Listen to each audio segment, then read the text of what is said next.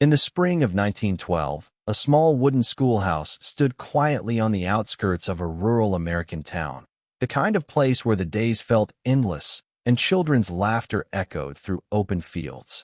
On one unusually bright morning, the local photographer arrived, his heavy camera in tow, to capture a class portrait.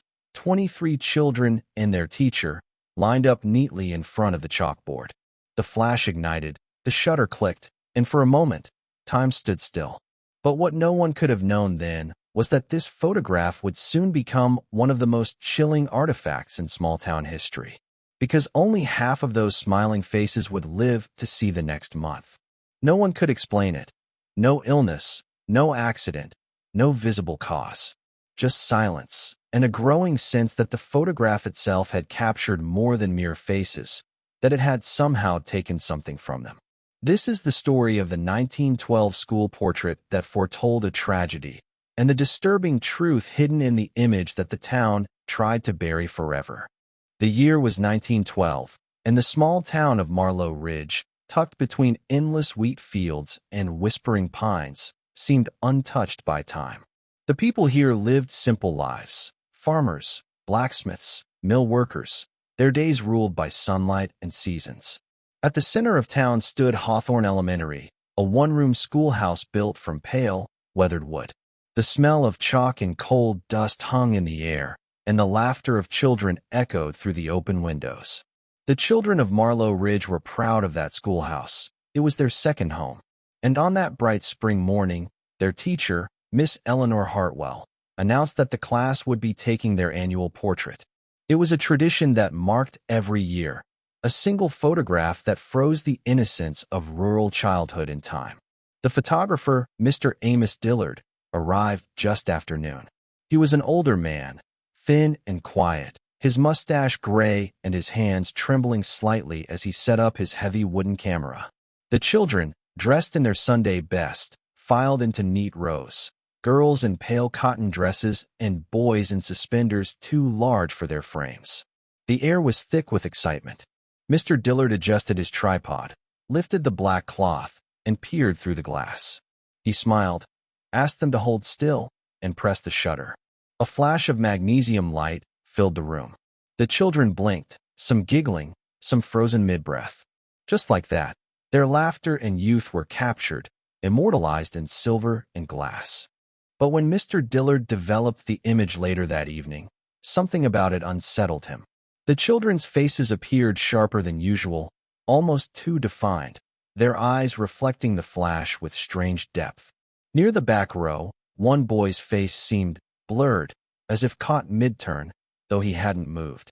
And at the far corner, barely visible, was what looked like a shadowy figure, tall, indistinct, standing behind the teacher's shoulder. Dillard assumed it was a trick of the light, perhaps his own reflection during exposure. He placed the finished print on his drying rack and thought no more of it. 2 weeks later, the first death was reported.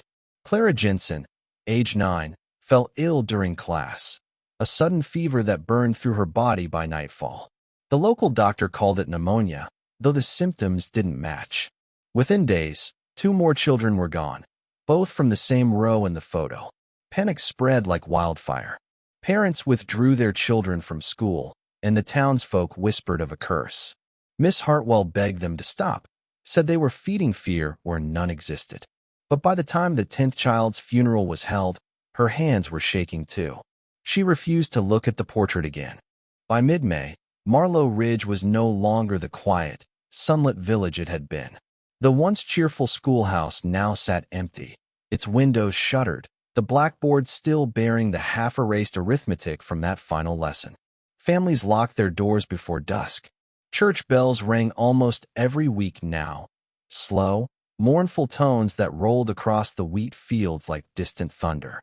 No one dared to speak openly of what they feared, but every conversation returned to that photograph.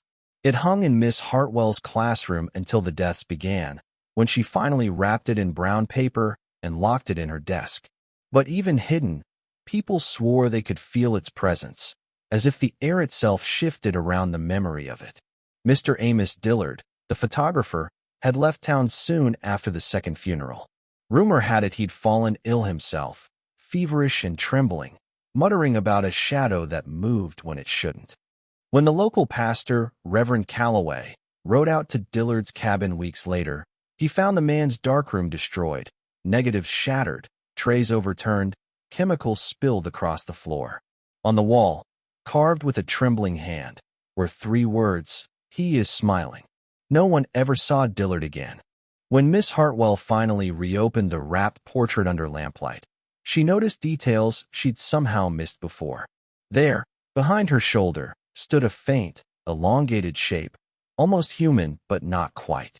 The face was pale, expressionless, its mouth faintly curved upward as though caught mid-smile. But what terrified her most were the eyes. They were not hers. The light didn't strike them as it should have. They gleamed too brightly, as if lit from within. One of the children, a boy named Samuel Griggs, known for his restless curiosity, had been sitting just beneath that shape in the photo. His was the first name written on the death register. The townsfolk began calling it the schoolhouse curse. Some claimed the deaths were coincidence, a wave of illness, a poison well. Others whispered that something darker had been captured in that photo, not a trick of light, but a presence that had waited, unseen, until the camera's flash exposed it. Theories spread faster than the sickness itself. One said the shadow was an old teacher who died in the school years before. Another claimed it was the devil taking inventory of souls. Whatever it was, no one wanted to find out. And yet, one person did. The first to break the silence was Dr. Edwin Clark, the village's only physician. A rational man, firm believer in science, he dismissed talk of curses as hysteria. Yet after treating the 5th child to die, even he could no longer ignore what he saw. Each victim, healthy days before, had the same symptom, a glassy stare frozen in place, their pupils dilated as though reflecting something unseen. It was Miss Hartwell who approached him one rainy evening, clutching the photograph, her hands trembling. "Look at their eyes," she whispered. "They're different." Under the glow of a kerosene lamp, Clark adjusted his spectacles and studied the image. At first, nothing appeared wrong. 23 smiling faces, a teacher standing proudly behind them. But as he leaned closer, his breath caught.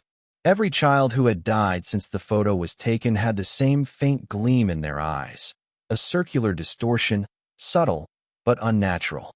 It wasn't a reflection of the window behind them, nor the flash of Dillard's camera. The light came from inside their pupils. He looked up, pale. These children weren't looking at the lens, he muttered. They were looking past it. Reverend Calloway, summoned by Miss Hartwell, arrived soon after. The moment his gaze fell upon the photo, his demeanor shifted. He reached instinctively for the small cross around his neck and whispered a prayer. "There's something between them," he said quietly. "Something that shouldn't be there." The doctor and Reverend sat in uneasy silence. Clark, trying to ground himself in logic, suggested it could be a photographic error, light leaking through the exposure plate. But when they turned the photo under the lamplight, the faces seemed to shimmer. Clark blinked, thinking it a trick of his eyes, until Calloway gasped. "Did you see it?" The Reverend's voice quivered. They moved. For a long time, they stared. And in that still, sepia-toned image, the faintest flicker crossed one child's face. The mouth, once frozen in a smile, seemed to twitch. Clark recoiled, the photograph slipping from his hands and landing face down on the table. When he lifted it again, every eye in the image seemed focused directly at him. Miss Hartwell broke into sobs. "It's Samuel," she whispered. "He's looking right at us." Calloway took the photo and sealed it inside a Bible, swearing to keep it locked in the church until morning.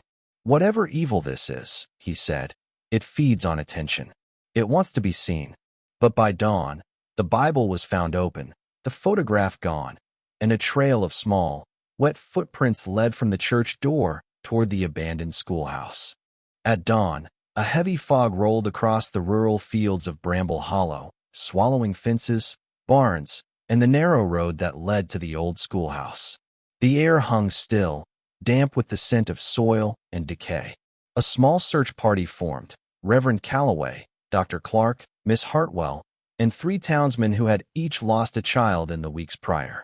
They carried lanterns that cast trembling circles of light, revealing the faint trail of wet footprints leading toward the building. The prints were small, uneven, like those of a barefoot child, each one darkened by mud, ending only where the rotting steps of the school began. No one wanted to go inside first. The windows were black, their glass veined with cracks that caught the pale morning light.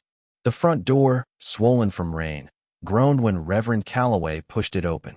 The air that spilled out was stale and cold, carrying the faint, unmistakable smell of dust, chalk, and something older, something metallic. The group hesitated before stepping in. Inside, the room was exactly as it had been left. Desks neatly lined in rows, books stacked on the teacher's desk, and Miss Hartwell's chalk notes still etched faintly across the board. But there was something wrong with the light. Though the fog outside dimmed the sun, inside the schoolroom it seemed darker still, like shadows gathered thick around the corners. And there, on the wall above the blackboard, hung the photograph, pinned crookedly by a rusted nail. It looked as though it had always been there. The photo's edges were curling, and yet the image remained startlingly vivid. The children's faces seemed alive, too alive. Their eyes, bright and reflective, glimmered faintly, catching the lantern light. Dr. Clark swallowed hard. "Someone must have put it here," he murmured. But none of them could explain how. Reverend Calloway stepped forward, his voice trembling as he whispered a prayer. The air thickened, heavy with something unseen. Miss Hartwell clutched her lantern tighter, her breath quickening. Then, faintly, so faintly it could have been imagination, a sound echoed through the room. The soft shuffle of footsteps, child-sized, coming from the back of the class. They turned toward the noise, their lights cutting through the dimness, revealing the empty desks. The sound came again, closer this time. Clark raised his lantern, and for a moment he thought he saw movement, a small shape darting between rows. "Who's there?" he called out, his voice cracking. The room fell silent. Then came the whisper. "Teacher." It was a child's voice, thin, breathless, echoing as though spoken from inside the walls. Miss Hartwell froze, the blood draining from her face. "That's Samuel," she stammered. The Reverend moved closer to the photograph, his hand trembling as he reached for it. The moment his fingers brushed the paper, the lanterns flickered violently. In the brief flashes of light, the faces in the photo appeared to move again, smiles stretching, eyes narrowing. Clark shouted, "Don't touch it!" But it was too late. A gust of wind burst through the room, slamming the door shut behind them.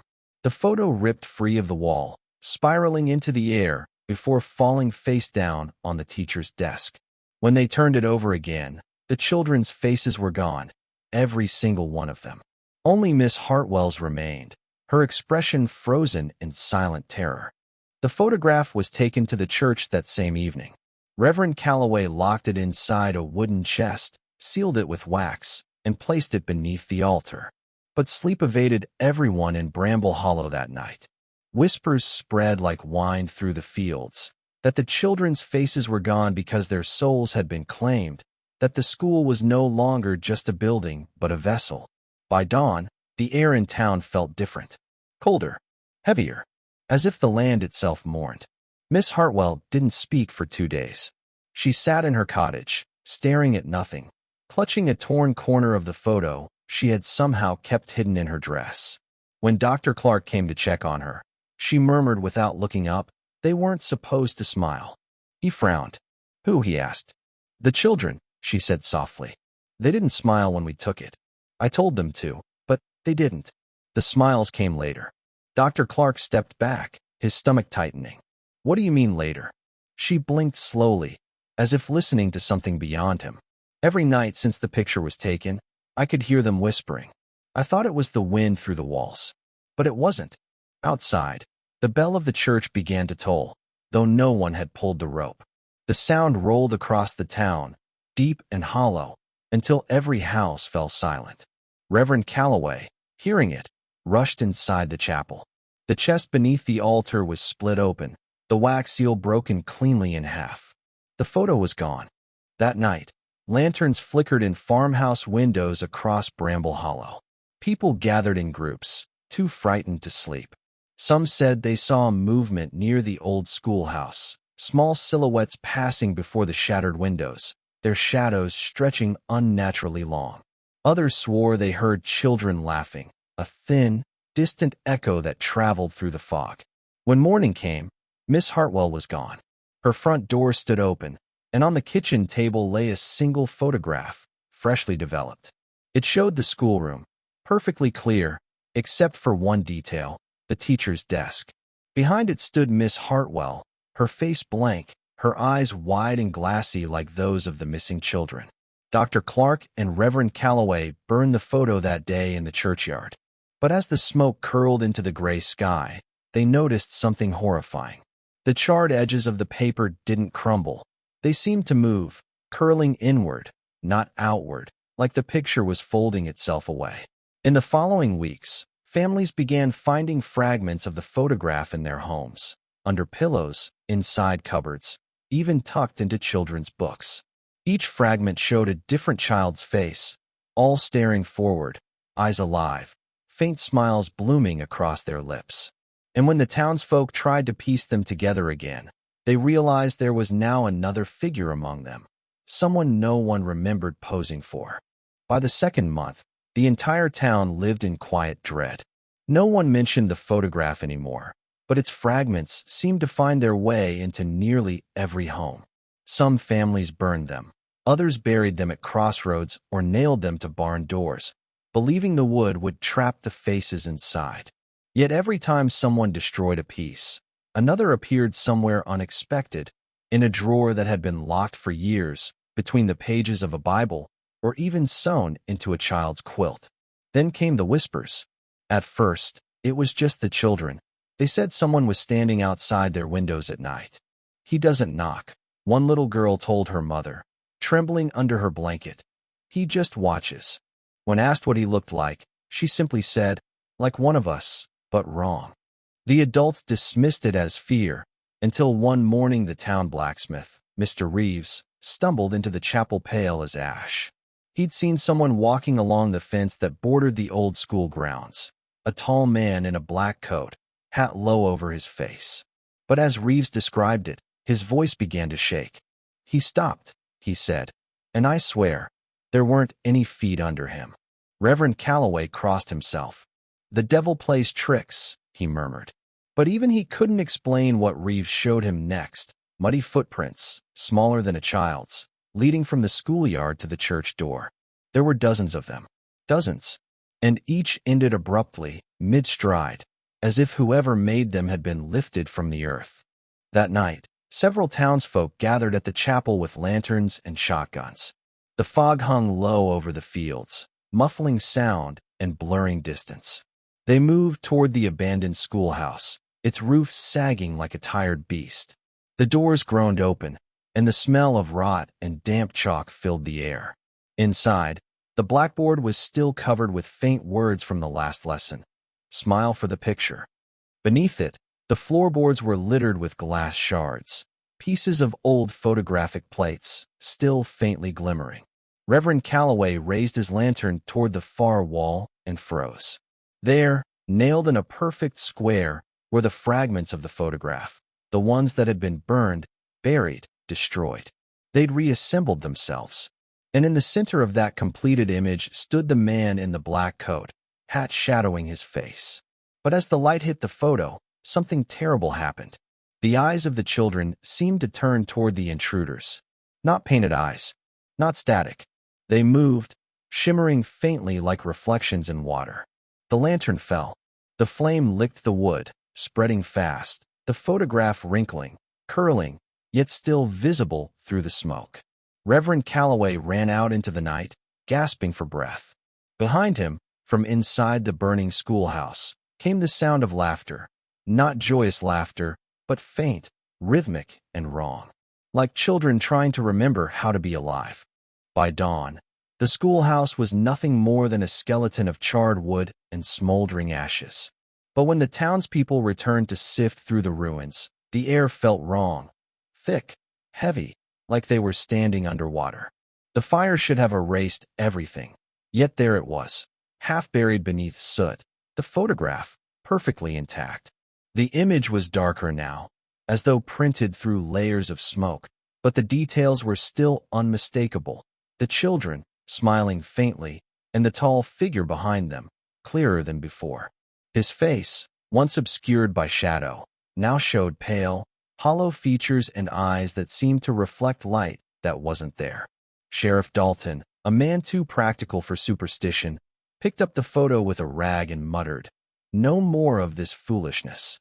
He locked it inside the evidence drawer at the station, then told everyone to go home and forget it. But no one could. That night, the town's dogs began to howl. Not bark, but howl, all facing the same direction, the burned schoolyard. Reverend Calloway wrote a letter that same evening, addressed to the county coroner. He begged them to come and examine what he called the image of death made flesh. But before he could send it, something tapped against his window. Not once, 3 times. Slow, heavy, measured. He drew back the curtain and found nothing. No one. Only the reflection of his own terrified face in the glass, and, faintly behind him, the outline of that tall figure in black, standing just inside the room.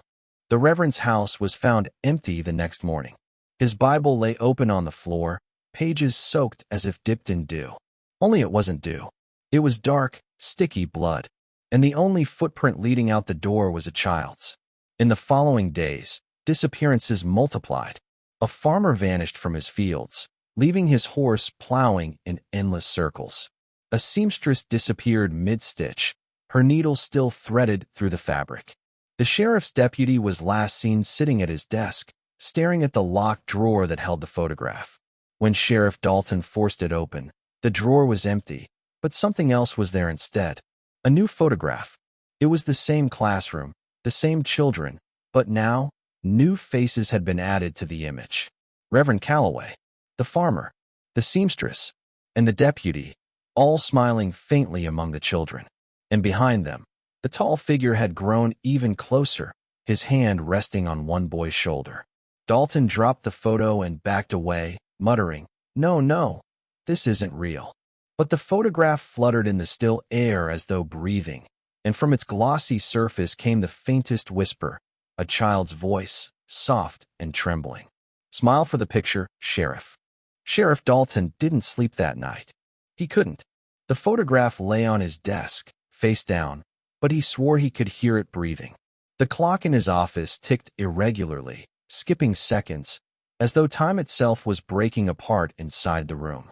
Around midnight, the lamp flickered, and for a moment the shadows stretched longer than they should have, reaching across the walls like ink dripping from a ceiling that wasn't there. He muttered a prayer, even though he hadn't said one in 20 years. The air smelled faintly of burned wood, and something sweeter, something wrong, the scent of singed hair and decaying flowers. He turned the photo over again. The faces were the same, frozen smiles beneath the yellowed glaze of the old paper. But there was something new this time. The faint impression of his own reflection in the glass of the frame. Only his eyes were closed. He blinked, heart pounding. When he looked again, his reflection was gone entirely. Dalton poured himself whiskey, his hands shaking, the glass clinking against the bottle. He thought of burning the photograph again, but part of him feared what might happen if he did. What if it didn't burn? What if it screamed? He locked it in his desk instead and stumbled to the cot in the corner of the room. As his eyes closed, he heard it, a whisper, soft as ash. "It's not over yet, Sheriff." And then came the sound of footsteps. Small ones, bare feet padding across the wooden floor, leaving faint prints that glistened in the lamplight. Prints made of soot and blood. When the sheriff awoke, the door was open. Cold morning light poured through the crack, painting the room a lifeless gray. He blinked and sat up and froze. The photograph was gone from his drawer. The key still hung from the lock, untouched. He searched the office, the shelves, even beneath the floorboards. Nothing. But outside, nailed to the front of the station door, was a new image. The same classroom again, the children now blurred, their faces twisted mid-laughter. And there, near the corner, was Dalton's own likeness. His uniform, his hat, his expression blank, lifeless. Someone, or something, had added him to the cursed portrait. Dalton tore it down and stumbled into the dirt road, gasping. The town was silent. No wagons creaking. No birds. Not even the wind dared to move. Every window was shuttered tight. He called out, "Is anyone there?" His voice echoed through the empty streets like a man shouting inside a coffin. A single reply came, a giggle, childlike, from somewhere behind him. He turned slowly, and there they were, faint outlines in the dust, small figures standing where the schoolhouse once stood. Dozens of them, hands clasped together, smiling that same too-wide smile from the photo. Dalton took one step backward. His boot struck something. He looked down. It was his own photograph, but this time, he was the only one in it. 3 days passed after Sheriff Dalton vanished, and no one dared to enter the town hall.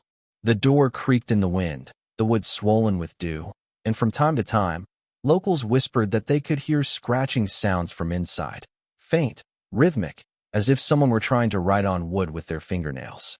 The schoolhouse, now boarded up and leaning to one side, stood like a skeletal monument to everything that had gone wrong in that place. Crows circled above it, silent, their wings barely making a sound. By the end of the week, only one man, Reverend Cole, dared to step inside the sheriff's office.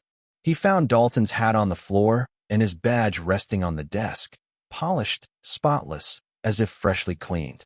There was no sign of struggle, no note, no blood, just that terrible emptiness.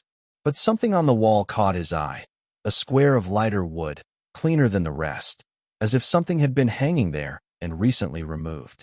When he brushed it with his sleeve, a faint layer of soot stained the fabric. The smell of burned paper still lingered, faint and acrid. Cole turned toward the window and saw something move, a flicker of white near the edge of the old schoolhouse. He froze. For a moment, he thought he saw children, dozens of them, running past the window, holding hands. Their laughter was faint but unmistakable, echoing like whispers carried on a cold wind. When he blinked, they were gone. But on the glass of the window pane, he saw tiny prints, smudges shaped like small hands, pressed from the inside. The Reverend locked the door and left without looking back. That night, he gathered what few townspeople remained in the church, 7 in total. Faces pale, eyes hollow. They spoke in hushed tones about leaving, about the town being cursed, about the photo that had doomed them all. "Burn the schoolhouse," one man said, gripping his hat like a lifeline. "End it before it spreads." So just before dawn, they carried torches and lanterns into the heart of the town. The wood of the schoolhouse caught quickly, flames curling up into the night like angry tongues. But as it burned, something horrifying happened. Faces began to appear in the smoke. Children's faces, their mouths open in silent screams, their eyes moving, darting, as if alive. One by one, the villagers dropped their torches and fled, but Reverend Cole couldn't move. His gaze was fixed on a single shape in the flames, the photograph, glowing bright amid the fire. And then, as the walls collapsed, a new voice whispered through the crackling wood, soft, breathy, familiar. "Smile for the picture, Reverend." By morning, nothing was left of the schoolhouse but ash. But among the ashes, half buried in soot, the photo survived. Only now, a new face had appeared among the dead, Reverend Cole's, smiling faintly. The town of Hollow Creek slowly vanished after the fire. By the 1920s, it had been erased from most maps, remembered only in fading whispers and half-remembered nightmares. The old school lot became a patch of overgrown grass, its only marker a splintered sign barely legible beneath years of decay. Time, it seemed, had swallowed the story, or so everyone thought. Nearly 70 years later, in 1981, a man named Thomas Eberly, a regional historian and amateur archivist, stumbled across a peculiar envelope at a county records sale in Wichita, Kansas. The envelope was sealed with red wax, cracked with age, and labeled simply, Hollow Creek, 1912. He assumed it contained property deeds or tax notes, but when he opened it under the dim yellow light of his office, what slid out was a single photograph. At first, it seemed like any other early 20th century school portrait. A row of children seated in front of a wooden building, their teachers standing proudly behind them. The photo was sepia-toned, slightly water-damaged, and yet oddly sharp. The expressions on the children's faces were unmistakably solemn. No smiles, no movement, just that eerie stiffness of long-exposure photography. But then Eberly noticed something. There were 23 names written on the back in neat cursive, yet 24 faces in the image. He adjusted his glasses and squinted closer. The extra figure was faint, like a smudge between two children in the back row, a pale blur with eyes that seemed too defined for a photographic error. He brushed his thumb across the image, half expecting dust to lift away, but the figure remained. And as he stared, he swore its head turned ever so slightly toward him. Eberly sat back in his chair, trying to laugh it off. Optical illusion, he muttered. But even after setting the photo down, he couldn't shake the feeling that something in the room had shifted, that he was no longer alone. He turned off the desk lamp and went to lock up, but as he passed the framed certificates on his wall, he caught a glimpse of movement in the glass reflection.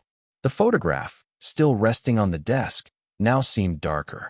The children's faces were faintly illuminated, even in the dark. And there, clear as breath on cold glass, the 24th figure's eyes glowed faintly. Not bright, but visible. Watching.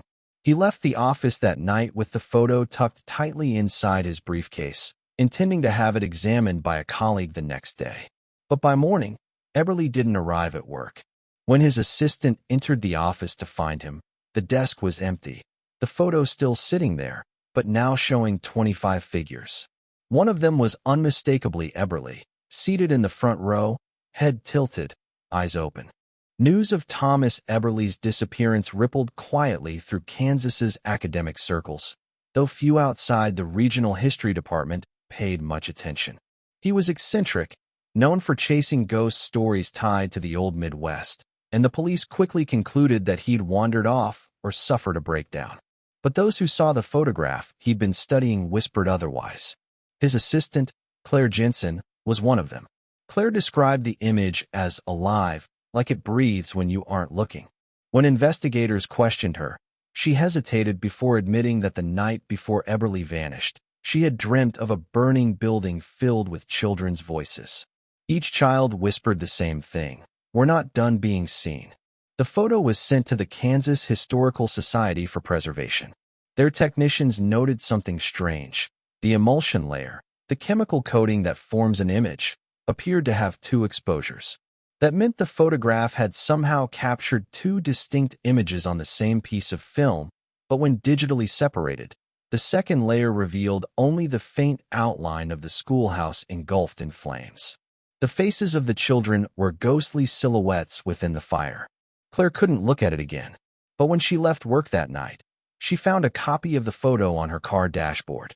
No one at the office admitted to placing it there.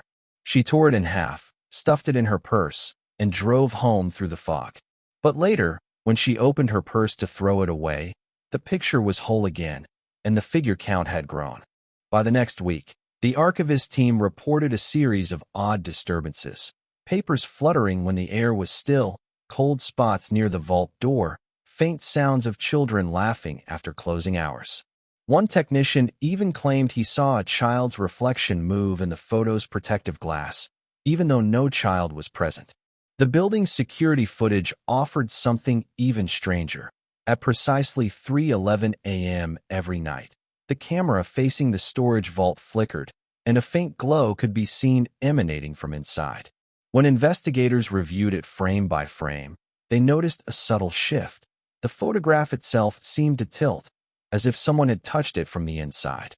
Then came the night of the final incident. Claire returned after hours, driven by guilt and curiosity, determined to destroy the image once and for all. She retrieved the photo, locked herself in the darkroom, and set it under a bright lamp. As she poured the chemical solution meant to dissolve the print, she noticed tiny ripples spreading across the surface, like water disturbed by a breath. And as she leaned closer, she realized that the faint glow wasn't a reflection. It was movement. In that last moment, before the lights burst and the alarm triggered, Claire saw what she later described: In the only surviving words from her journal, as 26 faces, all smiling, waiting to be remembered. When police arrived, she was gone. The room was empty, but the photograph remained, now containing 27 figures. Within a month of Claire Jensen's disappearance, the photograph of the Hollow Creek class slipped quietly into myth. Archivists refused to handle it. Yet somehow a high-resolution scan appeared on an obscure history forum titled Artifacts of the Unburied. The file's metadata listed no author, only the date March 11, 2012, 3:11 a.m., the same hour the vault cameras once glitched. At first, the post drew curiosity from antique photo enthusiasts who debated exposure methods and chemical decay. Then the thread turned darker. Users began reporting headaches, phantom laughter from their speakers, and one claimed his screen flashed the word present. When moderators deleted the thread, mirrored copies surfaced elsewhere, each with one additional child visible in the image. The legend grew fast. Online collectors dubbed it the Hollow Creek Classroom, claiming anyone who downloaded the file would soon glimpse a child reflected behind them. Paranormal podcasts speculated it was a cursed stereograph meant to preserve restless spirits. Skeptics suggested it was an elaborate ARG. But when a Kansas City journalist printed the image for an expose, his office security camera caught the paper sliding off his desk at exactly 3:11 a.m., and the timestamp burned into the photo's corner. He resigned the next day, muttering that the children had learned his name.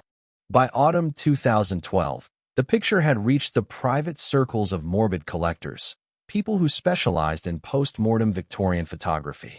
One such dealer, Marcus Lyle, purchased the original print from a frightened archivist for cash and silence.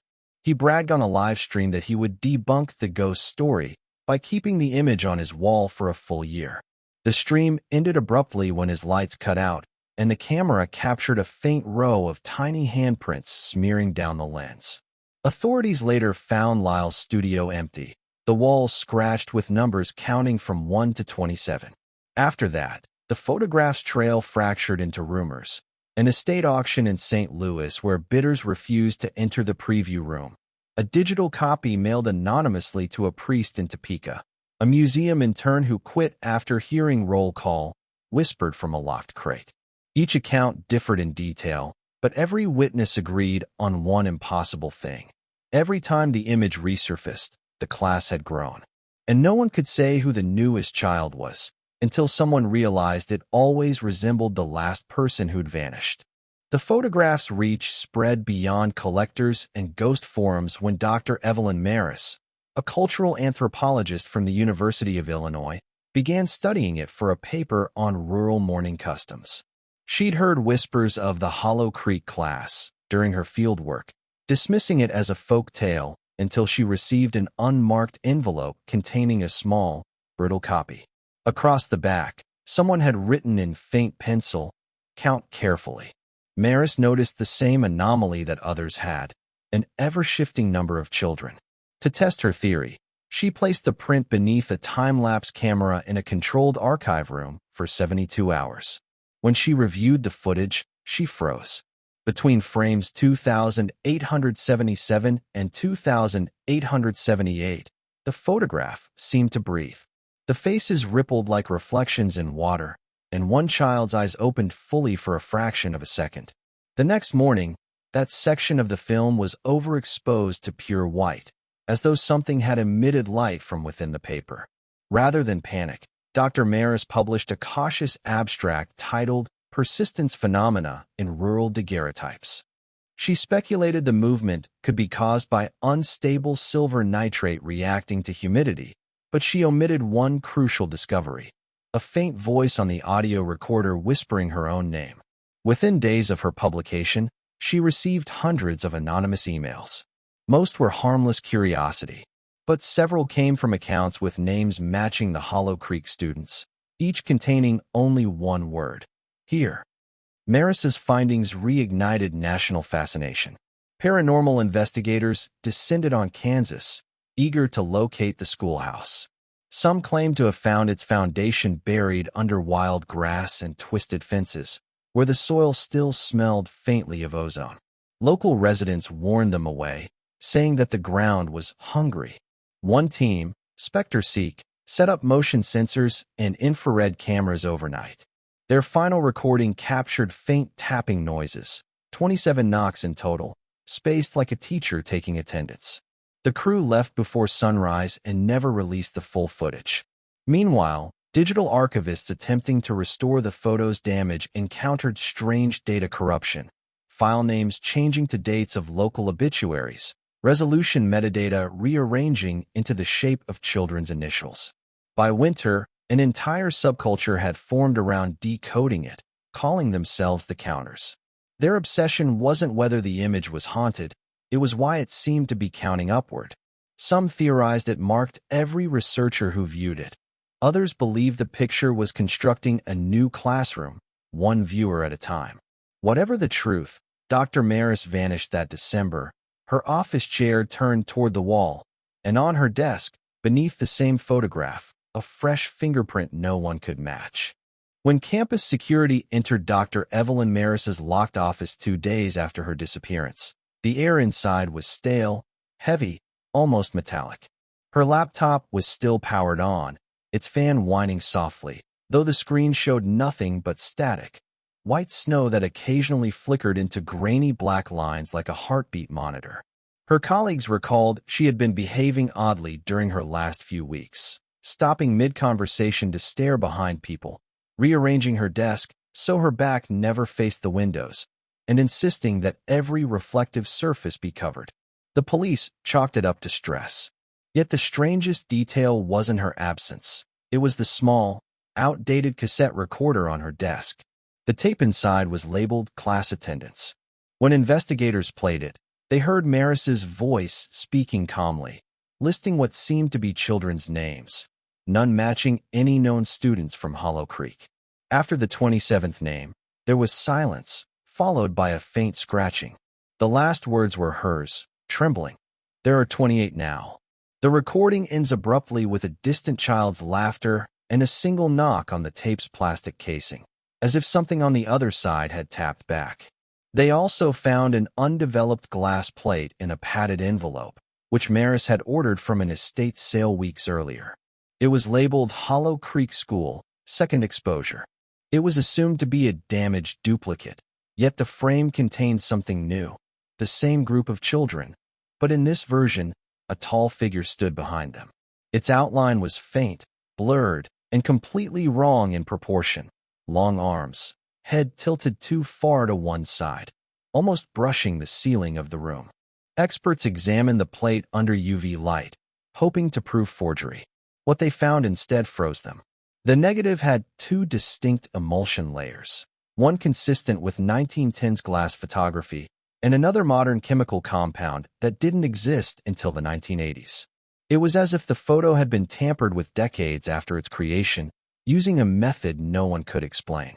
The image itself resisted digitization. Scanners failed, cameras overheated, and one technician reported his monitor showing a single blinking cursor that kept typing "count faster." Within weeks, the image leaked online.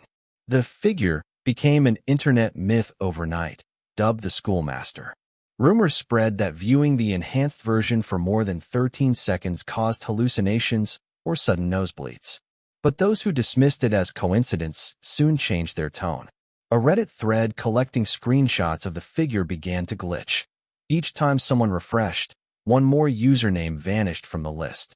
When the thread moderator disappeared and his account reappeared days later, the profile picture had changed to the original Hollow Creek class photo. Some say that was the moment the curse escaped the photograph. For every download, every share, the count grew larger. The image seemed to need witnesses. It was no longer confined to glass and paper. It was evolving, digitizing, adapting. And in every reposted version, the figure behind the children stood a little closer to the front row.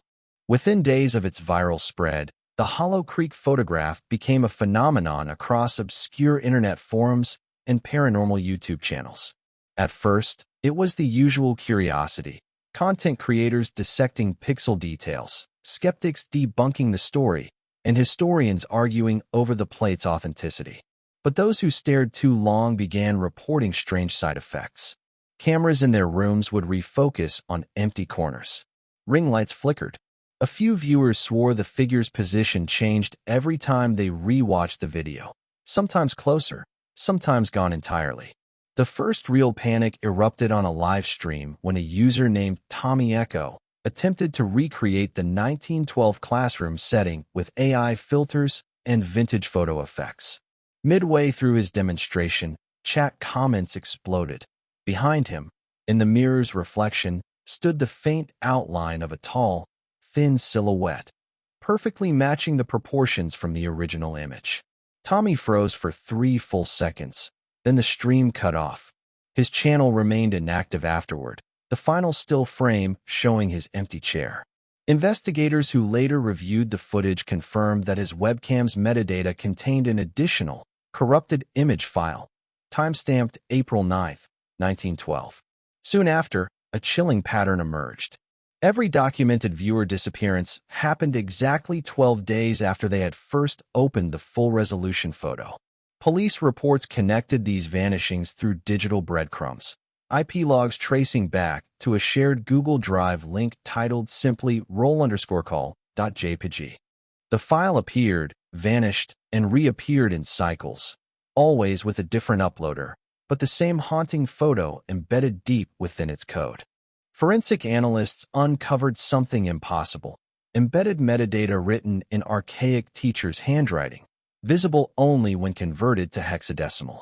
It read, "Attendance incomplete, add names." Each name corresponded to a missing person from the modern case files.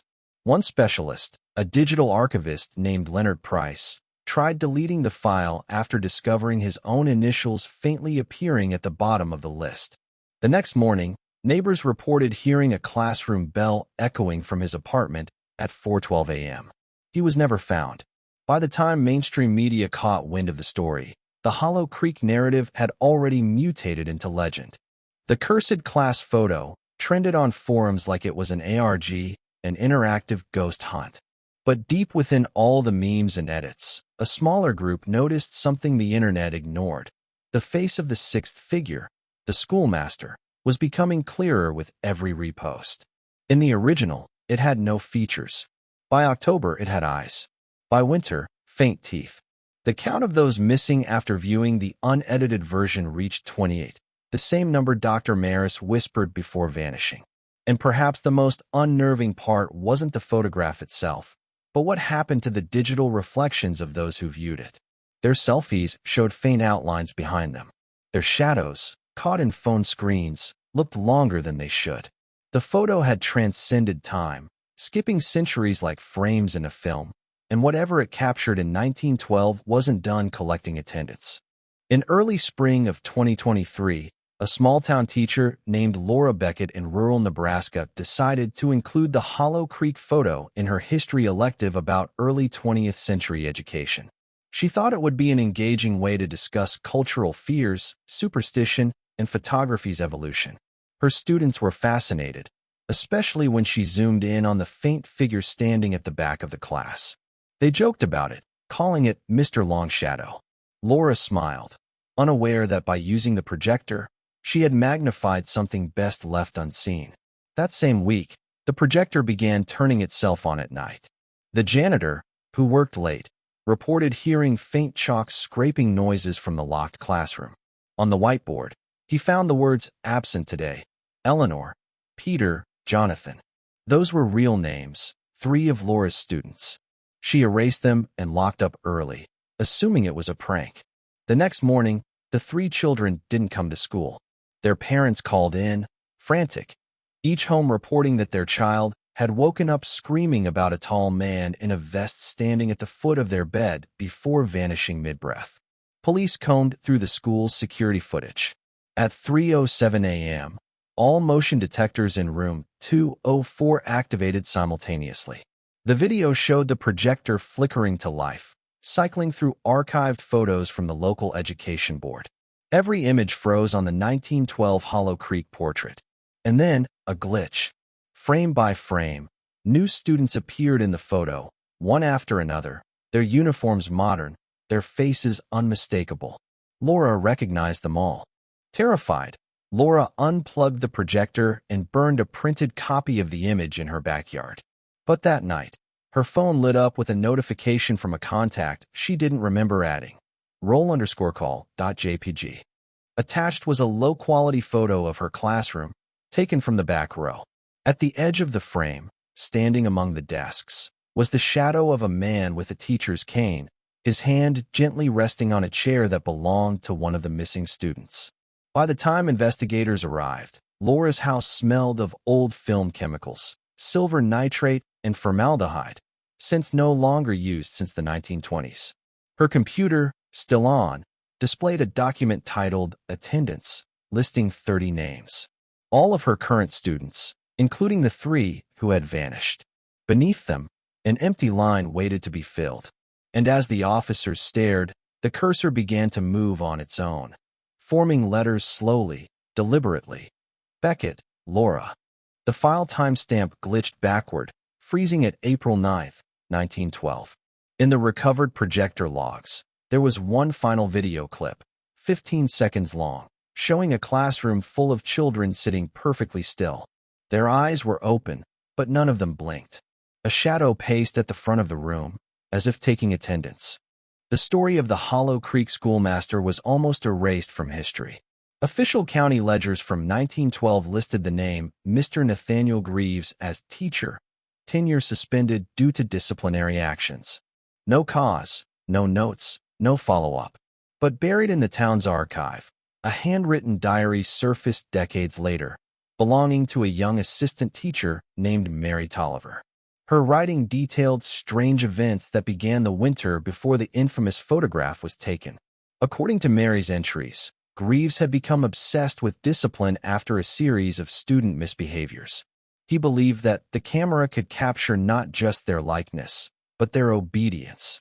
He kept insisting that the new Kodak camera he'd ordered from Chicago had been blessed by science, capable of showing a child's true soul. When Mary questioned him, he laughed, saying, "One day, I'll make them sit forever still." On the morning of the photograph, February 8, 1912, Mary described the children lined up neatly, silent, eyes fixed on Greaves. None of them blinked, she wrote. He asked them to hold still for eternity. Hours later, Mary returned to the classroom and found the room empty, desks overturned, a faint smell of burnt chemicals lingering. The only thing remaining was the camera, its lens cracked, the final photograph still wet inside. When the local constable arrived, Greaves was nowhere to be found. Some said he fled into the woods. Others whispered that he never left the schoolhouse. The photograph was sent to the county seat, but the negative reportedly vanished from the evidence box. Every copy made since then came from a single glass plate found in 1936, discovered behind a false wall when the old school was demolished. Strangely, that glass plate was warm to the touch, despite being buried for decades. The historian who first handled it, Dr. Harold Linton, described seeing movement reflected in the emulsion. It was like the surface breathed, he later said. The restoration lab that cleaned the image confirmed something even more disturbing. The shadow standing at the back of the classroom didn't match Greaves' height or shape. It was taller, elongated, as if something else had been standing behind him. When the restored image was displayed at a local exhibit, 3 visitors fainted. One woman swore she heard the faint click of a classroom bell. The power flickered, and when the lights returned, the photo frame had cracked, directly over the figure's face. Curators sealed it in storage, labeling it Artifact #1912-13. But even in storage, guards reported footsteps pacing in the dark, counting softly, 1, 2, 3. By 1954, Hollow Creek had faded into a near-ghost town, the school long gone, the land swallowed by fields of wild grain and the slow creep of silence. But in that same year, a local farmer named Elias Greaves, a distant relative of the vanished schoolmaster, began to restore the old school's foundations. He claimed he wanted to reclaim family ground, though most suspected it was guilt passed down through generations. From the moment he began digging, Neighbors reported strange lights emanating from the soil at night, thin, shimmering blue streaks that vanished when approached. Elias's son, Henry, later wrote in a personal letter that his father grew obsessed with something he found buried beneath the cracked foundation, a small tin box, sealed with wax. Inside were scraps of brittle paper, each marked with the faint outline of faces, as though someone had pressed a photograph too hard against them. You could still see the eyes, Henry wrote, as if they were trying to surface. 2 days later, Elias collapsed mid-sentence at his dinner table, mumbling, "They're all still down there." The coroner found no cause of death. The camera that had once belonged to Nathaniel Greaves, thought lost in 1912, was found sitting beside the old man's bed. Its shutter was jammed, but the roll inside had been recently replaced. When the local lab developed it, the technician refused to speak afterward. The negatives showed not farmland or restoration work, but rows of children, each seated at a desk, eyes fixed on something behind the lens. The following week saw a slow unraveling across Hollow Creek. Children from nearby farms began speaking of a man in the photograph who visited them in dreams. They said he carried a bell and counted to 12 before vanishing. Their parents dismissed it as local lore until one boy, Samuel Price, vanished from his bed.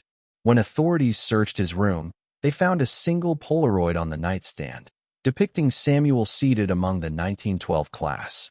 What terrified investigators most wasn't the clarity of the image. It was the fact that Samuel's photograph was dated the previous day, a century after the original picture was taken. Local police sealed the case, claiming tampering and hoaxes, but residents knew better. A traveling preacher even declared the land an open grave for restless spirits, warning that no photograph taken there would ever develop correctly again. By 1960, Hollow Creek was abandoned completely. Nature reclaimed the earth, burying the remnants of desks, bells, and glass plates beneath the soil. But every few years, hikers wandering through the tall grass have reported the same thing, a faint metallic click, followed by the rustle of unseen footsteps circling behind them. When they turn, nothing is there, only the sound of a camera winding, once, before silence falls again. In 2004, nearly a century after the tragedy of Hollow Creek, an antique collector named Margaret Leland stumbled upon a weathered wooden box at an estate auction in rural Nebraska. The box contained a small stack of glass negatives and a letter sealed in black wax. The tag on the box read simply, "Hollow Creek, 1912, class record." Margaret, a lifelong photographer, was fascinated by the find, until she held one of the glass plates up to the light. It revealed a faint but unmistakable image of children seated in rows, all dressed in the modest clothing of the early 20th century. But behind them, blurred yet discernible, was the outline of a man whose face seemed to shift with every angle of light. She brought the negatives home to scan them digitally, eager to restore their clarity. But as soon as the images appeared on her computer screen, the lights in her studio flickered. Her reflection in the monitor began to distort, stretching slightly each time she blinked. Within hours, her computer crashed, and when she rebooted it, every image file had been renamed "We Never Left." Startled, she backed up the data to an external drive and went to bed. That night, her neighbors reported hearing a faint ringing sound echoing from her property, the steady, rhythmic chime of a small bell. When Margaret failed to open her shop the next morning, a friend went to check on her. The studio door was unlocked. Inside, the computer was still on, and the final image displayed on the monitor was a fully restored version of the Hollow Creek school photo. All 24 children were now looking directly forward. Margaret was not found. Only her camera, resting neatly on the desk, still warm to the touch. News of the digital haunting spread quickly through online forums devoted to abandoned towns and cursed artifacts. Skeptics and enthusiasts alike began seeking copies of the image, trading low-resolution scans across obscure websites. Those who downloaded the photo reported strange phenomena: faces appearing in mirrors, screens flickering, and a soft metallic click echoing from their phones at night. A few even claimed that the children's faces seemed to move when left on-screen too long. By 2007, a viral thread on an old paranormal board titled The Hollow Creek Experiment invited users to analyze the image collectively. But within weeks, several participants posted disturbing updates, reports of sleep paralysis, disembodied voices counting softly from 1 to 12, and dreams of sitting in an old wooden classroom that smelled faintly of ash and chalk. The thread was abruptly deleted without explanation, and those who archived it found that the image file itself became corrupted, replaced by a single phrase repeated over and over. "We are still here." Today, the original Hollow Creek negative is believed to remain in storage at a private collection in Chicago, though no museum has claimed ownership. Occasionally, an anonymous post surfaces online showing fragments of the image, sharper, clearer, more modern somehow. And those who view it long enough all describe the same sensation: a faint breath on the back of the neck, followed by the soft creak of an invisible camera tripod settling into place. When historians later analyzed the surviving fragments of the Hollow Creek photograph, they noticed something none of the earlier records had mentioned. Hidden in the far left corner of the image, partially obscured by a curtain of dust and shadow, was the faint outline of another child, the 25th student. No name was ever listed for him in the 1912 register, no family records, no mention in the town census. He appeared thin, his eyes unnaturally pale even for an old black-and-white photo, and unlike the others, he wasn't sitting upright. His body seemed slightly blurred, mid-motion, as though he had turned toward the camera after the shutter had already closed. Digital enhancement revealed something even stranger. The boy's head was tilted at an unnatural angle, and his hand was pressed against the shoulder of the girl seated beside him. A girl who, according to the town's death log, had been the first to die in the weeks following the photo. The handprint on her shoulder was darker than the rest of the image, almost as if the emulsion itself had been burned there. No amount of photo restoration could remove it. Investigators compared the distortion to camera defects typical of the period, but none matched. The lighting, the framing, even the grain pattern suggested something impossible, that the boy had been added after the image developed. A few experts believe the sixth figure wasn't captured by the camera at all. It had appeared later, as though time itself had redrawn the photograph. In 2012, exactly 100 years after the Hollow Creek class photo was taken, a group of college students visited the remains of the town to film a short documentary about the legend. They found the ruins of the schoolhouse, its bell tower collapsed, but the rusted bell still hanging by a thread of iron. As they recorded footage, one student noticed a frame etched faintly into the wall, the ghostly outline of the original class photograph, burned into the plaster like a negative that had seared itself into time. That night, back at their motel, the group reviewed their footage. In the final frame before the camera shut off, a small face appeared behind them in the reflection of the window, a pale boy with eyes too bright for the room's light. The timestamp glitched to 1912, and the camera battery died instantly. The footage was uploaded to a university archive but vanished weeks later, replaced by an empty black file. Local folklore now claims that the Hollow Creek children never left the classroom. They remained frozen in that single flash of light, waiting for anyone foolish enough to look at their photograph too long. Some say the 25th child was never human, that he was something else, something ancient, using the image as a doorway. Others believe it was guilt made flesh, the spirit of a cruel teacher who vanished that same year. Whatever the truth, one thing is certain: the photo still exists somewhere. And every time someone opens it, the number of visible figures quietly increases by one.